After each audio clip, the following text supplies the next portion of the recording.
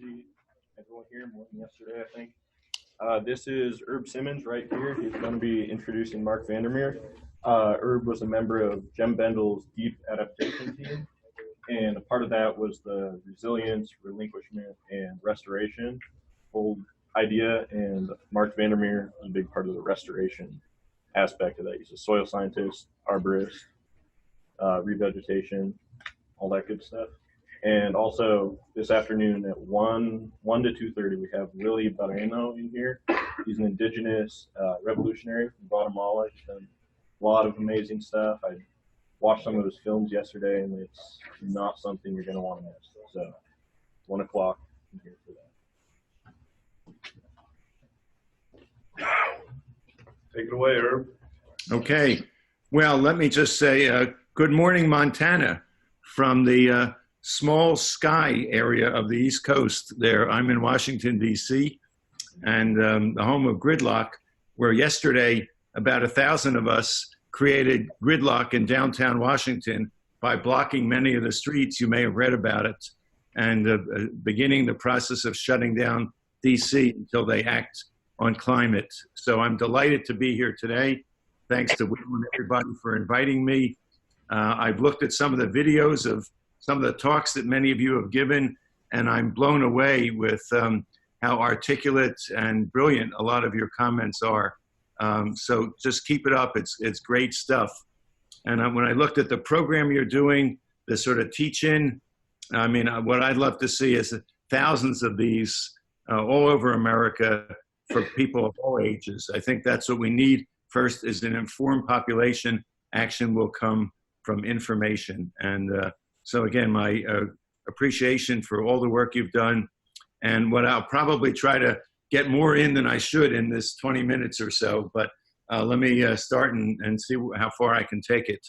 What I want to talk about briefly, very briefly, is the kind of predicament we're in. Most of you know it, or you wouldn't be here. What a response might be that focuses on what's called deep adaptation, and a possible way forward that you may not have heard before. So I'm going to just jump right in. The concept of restoration will be an important part of everything that I say, and I know everything, or I assume everything that Mark speaks about when I'm finished. So basically, as you know, our physical systems, the Earth planet, what's sometimes called the Earth system, is in the process of dramatic change, and not for the better. Life evolved in a very stable environment for us, an almost magical environment called the Holocene, the past 10,000 or so years. And that's changing every minute, every hour as I speak to you and as we go about our daily work. And those changes are accelerating, and they're reaching what are called, as you know, tipping points, like the snowball going down the mountain, that it builds up so much speed you can't stop it. And we're seeing that in glaciers. Of course, you're seeing that right where you are. We're seeing that in the melting of sea ice, which is just incredible how fast it's occurring in the Arctic and increasingly in the Antarctic. And in fact, scientists, and you don't always hear this, scientists estimate that maybe about a third or more of the climate change that's occurring is a direct or an indirect result of sea ice melting. So that's a critical area that we have to give focus and attention to. The fires that you've certainly experienced in the western part of the United States, that's in Siberia and the Arctic and the Amazon, not just the destruction from the fires, that's a tragedy, but also all the CO2 that goes into the atmosphere that can cancel out or negate what millions and millions of us try to do in reducing our own climate or carbon footprints or so. These magnitudes are beyond comprehension. There's no human being on planet that can really understand the fact that the amount of energy that we're adding to the atmosphere in the form of heat is equal to a couple 100,000 atomic bombs going off regularly. That each one of us, and this statistic I had to double check because I couldn't believe it, the carbon that we each emit on average in the United States is enough each summer to melt an area of Arctic ice just from one person, equal to that of about a one-bedroom apartment size here in Washington, D.C. each one of us on the planet, on average, though it varies dramatically, basically puts up about 5 or so tons of CO2, which is 30 times your body weight and 30 times my body weight or so. So it's astounding the kind of transformation that's needed to reverse these trends and reverse these the magnitude of the problem or so. And because climate is affecting everything, our vocabulary has even changed. And I'll basically give a 10-second plug for a book I wrote, which is, as far as I know, the only book that actually attempts to create a new vocabulary for climate, called A Climate Vocabulary of the Future. I'm not here to urge you to buy it, but I think you'll enjoy it or be amused by parts of it. If you do buy it, it's on Amazon. And I came up with about 400 or 500 new terms to describe things that we're going to experience that we haven't experienced before. And so what's been the response to this dilemma and this predicament that we've known about for 30 or 40 years or so? The response has been minimal in terms of the impact of or the effectiveness of the response. I mean, lots of things are occurring. There's over $2 trillion that have been spent worldwide on renewable energy. And guess what? 30 years ago, about 85% of the world's energy came from fossil fuels. We've now spent $2 trillion or more. You hear about solar and wind installations every day. And guess what percentage we now expend of our energy on fossil fuels? Roughly the same 85%. And it's even worse than that because the climate doesn't care about percentages. It only cares about the actual quantity that's in the atmosphere. They don't give us an A for effort or grade us on a curve. So we're falling behind all the time. We need to reduce our carbon emissions 10 or 20% a year, depending upon who you listen to and so forth. And China, by far the world's largest emitter of carbon, just announced, based on some estimates, that their emissions have gone up this year by 4%. So we're going backwards and not forwards. And I don't say this to depress you, but just I believe, and I think more and more people are talking about, we need to start from the truth, not try to sugarcoat it, not try to make it seem easier than it really is. And that's what I'm attempting to do here today. And of course, when we look for people to blame or institutions, it's easy to blame the oil companies, and they deserve an enormous amount of blame because they've known about this for decades and have hidden it and have created propaganda and confusion to stop action. And that's utterly inexcusable. But even those countries that are not as dominated by oil as we are, and maybe Canada is, many of the European countries and so forth, they're not reducing their carbon emissions much faster than we are. In fact, we've reduced our emissions more than many of the European countries. So it's both a problem of concentrated power. I noticed some of your sessions are on the role of capitalism, and that certainly plays a role. But it's also because fossil fuels are the most amazing product in the amount of energy that they have. We don't even think about the fact that we go to buy a car and we say, I want one with 250 horsepower. And imagine that. We just accept that as normal, even though it's an amount of power in 1 gallon of gas that's equal to, I once read, I think, an individual laborer laboring for 3 years is 1 gallon of gasoline for $3 a gallon or so. So it's enormously challenging. And so then the question is, what's likely to happen? What do we need to prepare for as we work on climate? And as was said in the introduction, there's this model now or approach that's been labeled deep adaptation, meaning that we really need to go deeply within ourselves to be as clear as we can about what's likely to happen. And the guy who developed this, who I studied with in Greece this summer, Bendell, he talks about the inevitability of collapse, the probability of catastrophe, and the possibility of extinction. And, you know, there's some wiggle room there, but the situation is dire. Now, it's not a prescription for resignation or inaction. It's a prescription for waking up, accepting what is, and figuring out individually and collectively the best way to approach it and deal with it. Now, this kind of collapse is obviously, or maybe not so obviously, it's uneven. in the sense that it will occur in different places and different times in different ways. The magnitude of the events that occur, our response will affect how much and how quickly we collapse, because there's some of it that we can stave off, but only if we think big and go beyond the small scale interventions that we're doing now. Because what we've seen is that our institutions, our courts and our governments and our foundations and our military and our banks and our big corporations and even our schools have been inadequate to the task. It's only the last year or two that places are starting to declare climate emergency. In fact, where I live in a county of 1 million, which may sound odd to you in Montana that we have 1 million people in one county, just several of us 2 years ago were able to get our county to pass the first climate emergency in the whole United States, which was incredibly good news and the most aggressive target for reducing greenhouse gases. And guess what? A great group of council people, an elected mayor, all accept climate, all want to do stuff. They've done almost nothing. So the challenge is there. And so basically, but as I said, we can't really respond with, well, we need to build a seawall that's a little higher, or we need a carbon tax of 50 cents a gallon or $50 a gallon. We need to do a workshop or two. You need to board up your windows, buy a hybrid. I mean, those are all important things to do. They're necessary.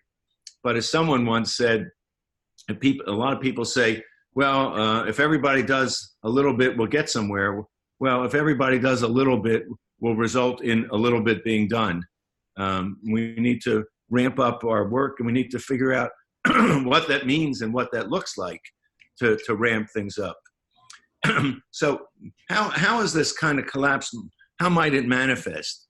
Nobody knows, but and remarkably, very few people or institutions are studying it, because I'm working with Jem and others on trying to see what the studies are, and it's almost completely ignored in the academic world and even in the real world by governments. But there are a few different models.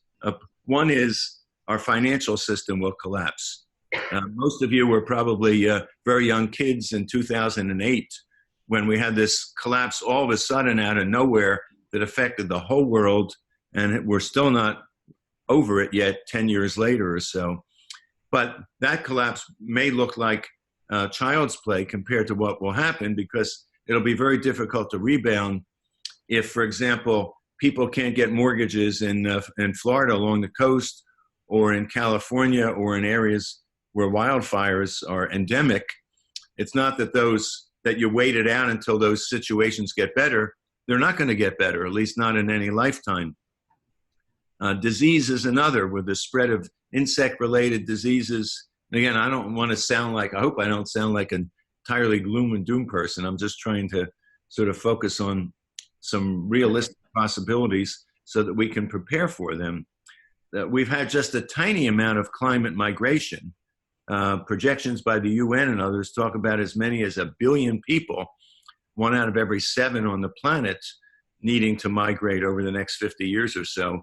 And look at the how much disruption the migration politically has caused, not just here in the United States, but in Europe and around the world, with just a tiny amount of migration. And the last thing I'll mention as a big problem is food, the most fundamental problem of eating. And there's a real fear based on studies that the areas that are the breadbasket of the world, the bread baskets, like the Midwest and parts of the mountain states and so forth, where we grow our wheat and our corn and soybeans and and so forth. If 2 or 3 of those areas, whether it's China or Australia, Canada, the US, Brazil, Argentina, collapse at the same time due to extreme droughts or extreme flooding, such as we had in the Midwest each year, we have very few global reserves, and we're likely to have some kind of panic in terms of food. And in addition, you've got food being affected by disease. In my book, I call it another phenomenon, carbon junk food, which is that basically the nutritional level of every bite of food you eat is starting to decline because of the carbon dioxide concentrations. Distribution of food If the roads are out, we'll make it much more difficult, and so forth. So these are all possibilities, and they're going to interact in ways we don't know when and how, but we need to prepare for them. And as I said, our institutions, not just in the United States, but pretty much everywhere, have basically been out to lunch. And where's our national resilience plan? Where's our national finance plan? Where's our national plan to deal with migration? We have none, and we need to. And I used to be the head of long-range planning for the state of New Jersey for 10 years, so I know how you can do these plans, and you can get people involved in thinking about it, but you need leadership.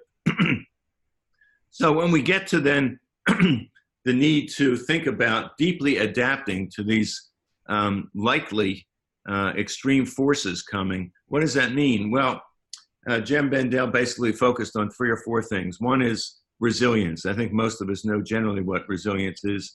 It's kind of preparing yourself so that when something bad happens, you don't fall too far back, and then you can bounce back. Now in climate, we'll probably have to prepare for multiple resilience. Calamity, bounce back, with the goal being to minimize how far down you go and maximize how far back up you come. And we'll need to think about that at the community level, and you need to think about that, every person on the planet, at the personal level. What does that mean when things are always changing, when you can't predict the future, when the aspirations that you have in your life for a certain way of living may not be likely to be achieved because of all the extreme disruption that climate brings.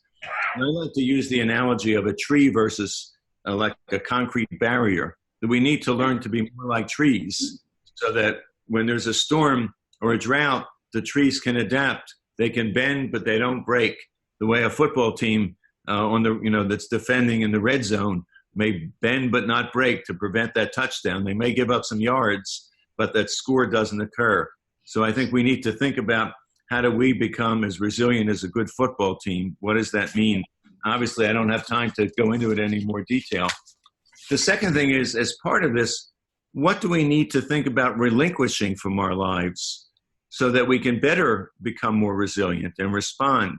The first thing we need to relinquish is certain ways of thinking, certain expectations about the future, that we won't have a stable future. Most of us won't be able to work for the same company for 40 years and live in the same house and be able to predict that every spring we can plant our seed, and every summer we can take a vacation, and every winter we can go skiing, or whatever your life pattern may look like or you expect. Our possessions may need to be smaller. Our cars may need to be fewer. Our food may need to be a lot different in quantity and quality, maybe a lot less beef and so forth, which I know out west is a particular sensitive issue. And our habits and our routines may need to change. So these are all things that are very painful to think about. Nobody likes to think about that.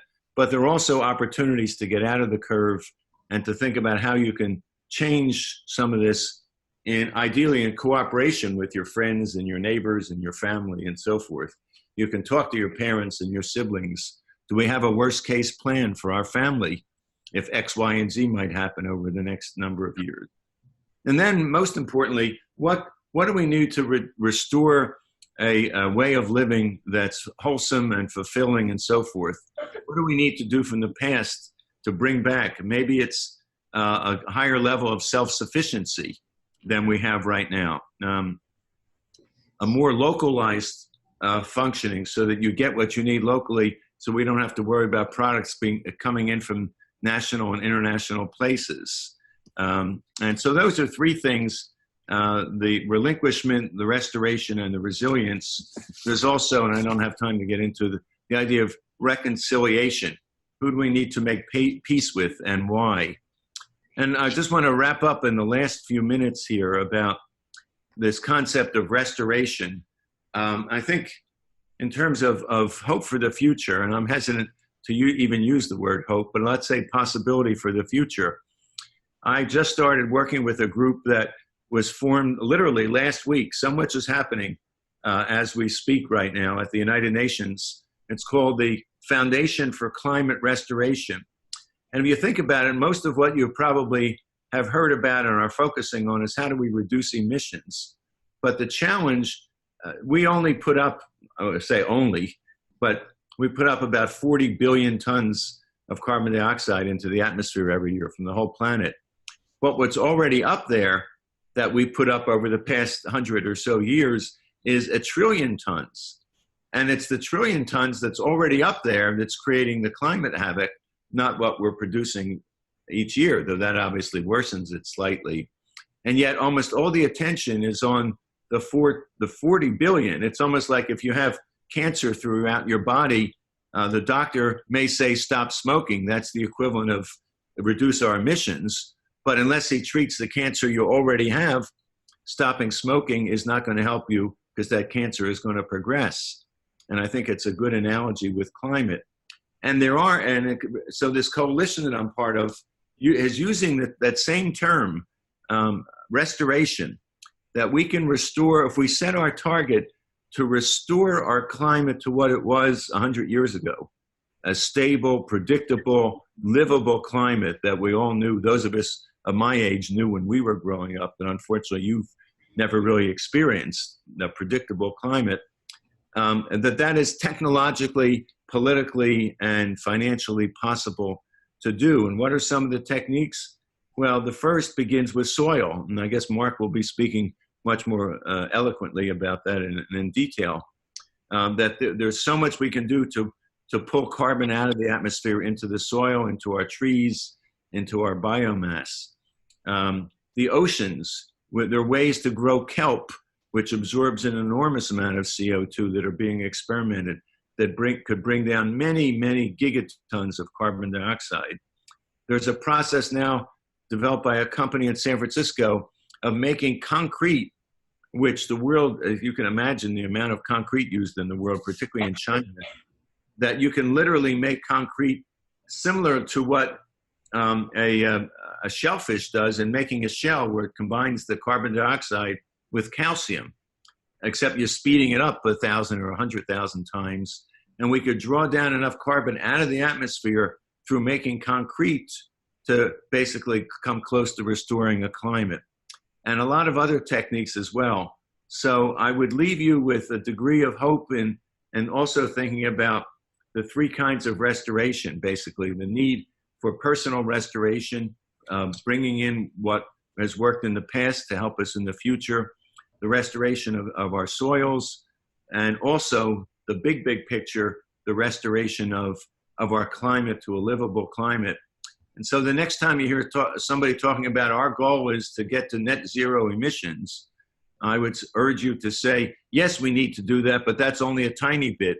What we really need to do is take carbon out of the atmosphere in a safe way, careful way that doesn't harm us further, so that we can restore a climate to give you all in your lifetimes a livable life and a wonderful life, the way I've had the pleasure of having in my lifetime. So with that, I think I'm just about at the 20-minute range or so. I thank you for the opportunity to speak with you today. I want to offer my email to you. Maybe Will or others can send it around, H. Simmens, it's spelled a little different, at Gmail. If you have any comments on what I've said, any questions, want more information, advice, anything, please let me know. I'm there for you. I wish you well in your work and what you're learning and in how you're facing the future that we all face. So thank you again.